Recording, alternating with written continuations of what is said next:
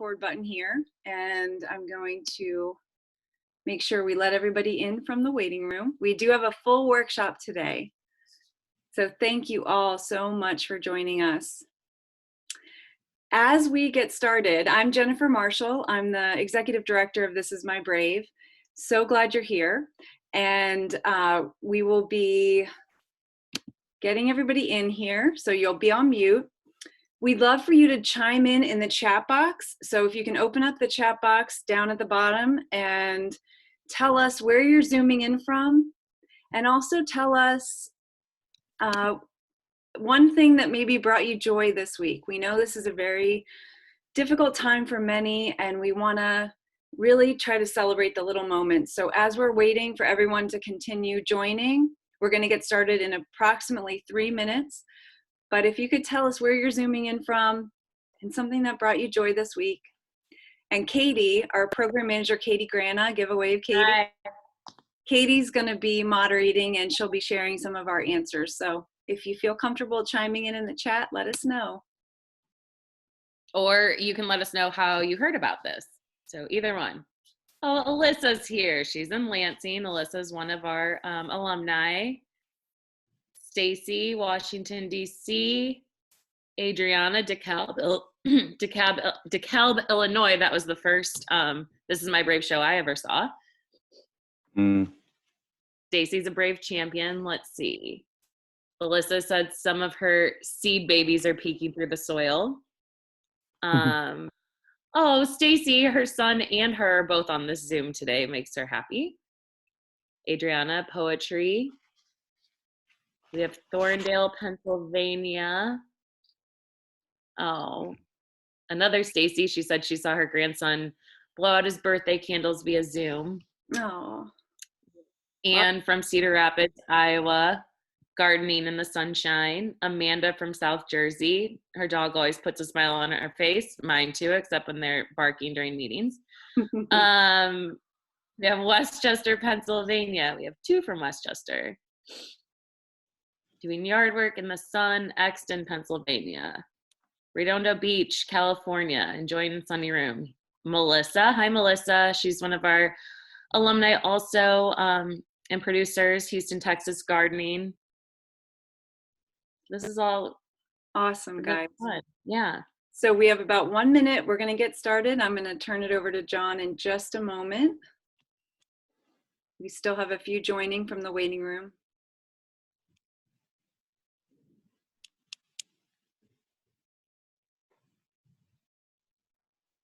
Thank you all for being here. We're so glad we could get together like this.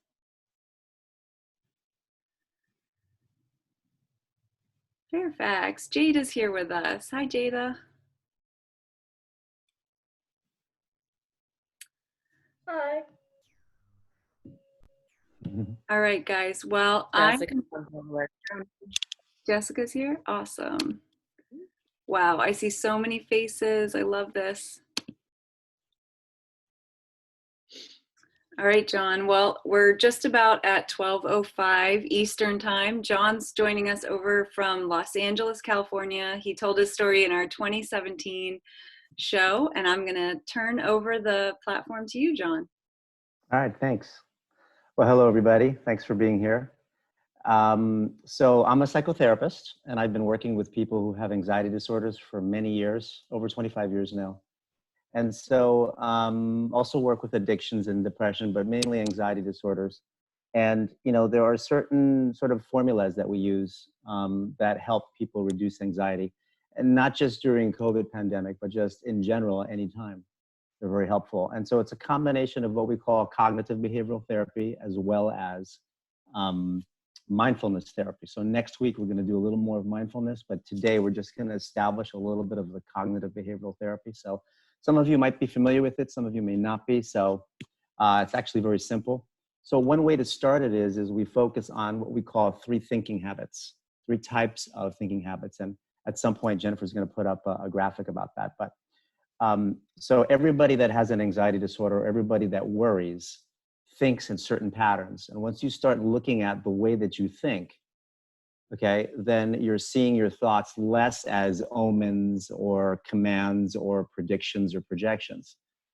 you're seeing them more as what we call cognitive distortions. So the first one is when you have an excessive need for control. Now, I don't mean that critically at all. It just means that when I have an excessive need for control, that means I have an intolerance with uncertainty. And as we know, fear and anxiety thrive on uncertainty. And ironically, we're dealing with so much uncertainty right now. The variable of the uncertainty of when this emergency is going to end is making people anxious. So anyway, excessive need for control means I don't like uncertainty and I'm always looking for guarantees. I want to know the outcome of everything. So that means that any kind of uncertainty is going to upset me, even if it's the smallest thing, like where are my keys, or I forgot something at the grocery store, or something like that. So if we can start looking at the way that we think in terms of a label, that this is an excessive need for control, I might look at whatever I'm anxious about a little bit differently. So that's the first one. The other thing to remember is that, remember, if I am somebody that needs control a lot, that means that the context of what I'm anxious about is not as important as the way that I'm relating to it. So in other words, I could say, this COVID emergency is a really bad time right now. So it's just a very depressed time. But the way that I would relate to it with the uncertainty taking over me is it's a bad time and it's never going to get better. It's just never going to get better. It's always going to be bad. So there's a difference between accepting that something's bad and then being intolerant of the uncertainty. So I hope everybody understood that one. So that's the first one. The second one is perfectionism, or when I see things in all or nothing terms. This is where I have no gray area in my thinking. It has to be a certain way, and if it's not, it's all bad. When I used to play a lot of softball, if I got 3 or 4 hits in one game, and then at the end of the day, I made an out and I grounded out to the pitcher, all I would think about was the ground out to the pitcher and not any of the good stuff before that. So it's a kind of dualistic thinking. So it's all or nothing thinking because I'm, again, intolerant of anything in the middle. So again, if you put excessive need for control and perfectionism together, again, I'm relating more to a particular way of relating to something than the actual event. So the context doesn't matter. It's the way that I'm relating to it. And there's an old quote that says, it's not the things in life that trouble us, it's our opinions of these things. So my opinion of what I'm stressed out about is probably in the form of perfectionism and control. So your homework this week, for example, is going to be to just be aware and have a noticing mindset of the next time you feel anxious. I promise you, it's going to be excessive need for control, or you're going to be in perfectionistic thinking. But there's a third one too. So the third one is when I rely on other people for approval. Everyone does this, but in varying degrees. This one is a kind of people-pleasing quality where I want everybody to like me. I don't want anybody to be upset with me. And so, like the other two, it's a very difficult way to be because you're always going to be anxious. So if you take all these three together, excessive need for control, perfectionism, and a reliance on others for approval, and that's the way that I think throughout the day through those lenses, I am definitely going to be anxious. It's a perfect storm for anxiety. So John, I was wondering, can we go through each of these everyday thinking habits that a lot of us are probably experiencing during this stressful time, and each one maybe guide us through how to counteract that thinking habit? That would be fantastic. Okay. So then the first one will be excessive need for control. Again, I just first have to identify that I am in this excessive need for control. And then I'm taking a moment to actually pull back and just be aware and making a note, a mental note. There goes John again. I can see I'm being intolerant of any kind of uncertainty. And what I'm seeking now is a guarantee. So it's not saying that I'm going to leave myself in danger or I'm going to put myself in a position where I won't perform well at work, but it's just noticing it and trying to dial it back a little bit. So kind of look at yourself as a dimmer switch. When your light is on, maybe you're too on and you need too much control. If you turn it off, then you might be a little bit reckless. This is putting in a dimmer switch. So you're just dimming down that need for things to be a certain way. So that's one way. I love that analogy, John. That's such a great visual of, being able to fine tune that excessive need for control.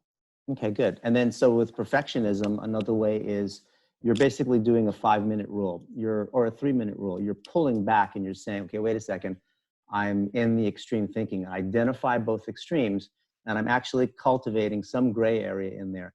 The best way to cultivate the gray area is, imagine if you're talking to your daughter or to your son or anybody that you care about.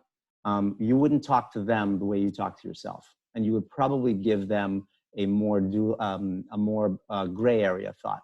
So it's pulling back for 5 minutes and realizing that I'm seeing things as good or bad, strong or weak, I'm smart or I'm stupid. We know that there's no failure in life. There's just varying degrees of success.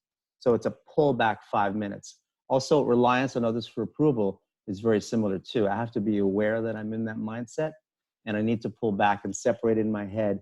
Is this something that I want, or is this something that I think I should have? Or am I saying yes to people more than I'm saying no? So it's just really taking inventory in that. So what I say to people is do the test. The next time any of you feel anxious about anything, from right after this workshop till the next time we meet next week, the next time you feel anxious about anything, ask yourself, is it control, perfectionism, or reliance on others for approval? And I promise you, it'll always be one of those or all of those. And I don't like to use absolutes, but I just did. So an absolute is never, always, should, shouldn't. And this is an absolute. The absolute is, it's always going to be one of these three. Yeah. These are really helpful tips. I really appreciate these thoughts. If anyone has any questions, feel free to chime in the group chat, and Katie will bring those up. But John, would you talk a little bit about the additional concepts you're going to be covering in the next couple weeks of the workshop? That'd be great. Right. So the mindfulness part, I wanted to set you all up with your cognitive tools first.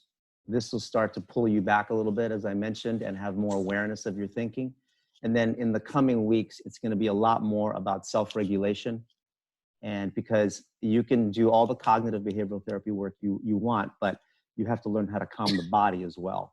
And so the central nervous system can be calmed by the CBT, but the two concurrently working together are much more powerful. So mindfulness is going to be you developing a different relationship with discomfort by working on the central nervous system. So again, we have the cognitive part, and then you have the more physiological part via the mindfulness.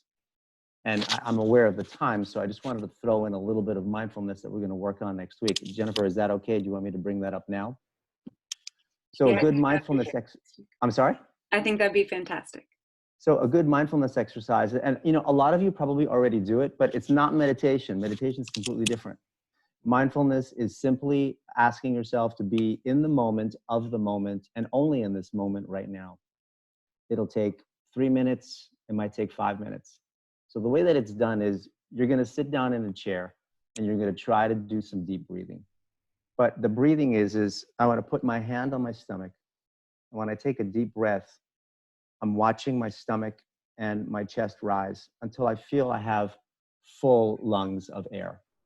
And then I'm holding it. This is called the 4-7-8 or the 4-7-9 technique. So I breathe in for 4.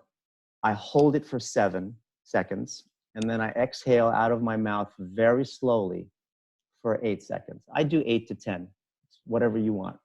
You exhale out of your mouth really slowly. You do that 5 times a day. But the trick is, don't do that when you're anxious. Do it 5 times in the morning, 5 times in the afternoon, and then 5 times in the evening. And then the other part is you want to try to focus on sensory perception in that moment. Try to notice if you're hearing a lawnmower, or try to notice something that you're smelling. Notice your butt sitting in the chair. Notice your feet on the ground. So you're just noticing. Now, after you do it, you might feel like, that didn't do anything. I just noticed things. Evidence-based therapy shows that when you do that on a regular basis, it tends to calm the central nervous system. So you're doing the 4-7-8 or 4-7-9 breathing. Then you're doing the sensory perceptions. I mean, you're just noticing. Even if you're feeling anxious or you're feeling depressed, just notice that you're feeling depressed. That's it. There's no judgment. You're just noticing that you're doing that. So that's a little exercise you can do. If you do that in combination with, what are my thoughts, excessive need for control, perfectionism, and reliance on others for approval, that's one way to get you started on having a different experience each day. I love John, that. can I ask you a question? Yeah, So you said not to do that while you're anxious. So correct. what is the reasoning for that? Is that just to build your like stamina for it? Yeah, it's just to practice it first, because when you're very anxious, you're very easily distracted, and it's hard to just do the noticing. Your mind is racing so much, and I don't want people to get frustrated and say, screw this, is not going to work. So eventually we do it when we're anxious, but in the beginning, we're just getting our feet wet. So I don't want you to do it when you're anxious. Just do it 3 times a day, 5 of the 4 7/8, and then you'll notice that you may even sleep better. I don't know. We'll see what happens. And John, talking about the bringing awareness to, I've heard before, like you should think about your senses, right? Think about what maybe any smells, like say you have a perfume, or I'm diffusing essential oils right now. You have that, you can feel that and so you're noticing that as you're doing that breathing exercise, right? So you're building that mindfulness. Exactly. Mindfulness, again, it's such a silent genius, because you do it and you don't know really what the curative value or the healing value of it is until you actually do it. And again, after you do it today or tomorrow, you're going to say that didn't do anything, but cumulatively it will work. So mindfulness, is just noticing. I'm just noticing, because remember, everything else is the play of thought. If I'm thinking about 5 minutes from now or 5 hours from now, that's usually going to be fear-based, because I don't know what's going to happen and I'm projecting. If I'm thinking about 5 minutes ago or 5 hours ago or 5 years ago, I'm thinking of it in terms of my interpretation of the past. I might be guilting myself about it. I might have regrets. So it's the only thing that's not the play of thought is when you're doing the mindfulness in the moment. So that builds that muscle, as corny as that sounds, but it does. It's true. We did have 2 questions come in. Okay. Jada asked, is this better to do when having excessive thoughts or more so feelings in your body? Great question. I would do it both. One is not better than the other. Whenever you feel any kind of discomfort, go to your big 3, control, perfectionism, or people pleasing. Go to those and try to analyze where you're at. It's going to be easier and easier to analyze each time. So any kind of discomfort, it's a great question. Any kind of discomfort. Awesome. And then before I get to the next question, Alyssa just made a good resource mention of an app called Timer for free meditations, guided and otherwise, or Headspace. Insight Timer is a great app. I love it. Insight Timer. Insight Timer is the one that I use. And the beauty of Insight Timer is that each meditation, and some of them are not even meditations, they're just these little sort of respite moments. You can do one for 30 seconds. You can choose whatever you want. It could be 30 seconds, or it could be 30 minutes, or it could be an hour. So you're kind of, you're the boss of it. You can decide how much you're going to do. And even if it's 30 seconds, it's totally fine. So Insight Timer is a very good one. Cool. And then the other question was from Stacy. Can you explain the difference between meditation and mindfulness again? Does meditation help ease anxiety? It does. No. So mindfulness doesn't take anything away from meditation. Meditation is just a lot more process oriented. There's much more protocol. You have a theme more often. I don't like the kind of meditation where they just want you to focus on your breathing, because that distracts people. So meditation is a little bit longer, more protocol, more themed, more structured. Mindfulness is just mindfulness. You're just noticing things. So there's a big difference between the two. I can talk more about that next time. I'm just aware of the time. This has been wonderful, John. Yeah. Thank you so much for your knowledge and expertise. And thank you to everyone for coming and for your thoughtful questions and contributions on resource suggestions. We're really excited to be able to offer this for our community. And if you enjoyed the session, please share with friends. We are going to be sending you all the recording of this so you can review it anytime. And we will also include the link to register for next week's workshop.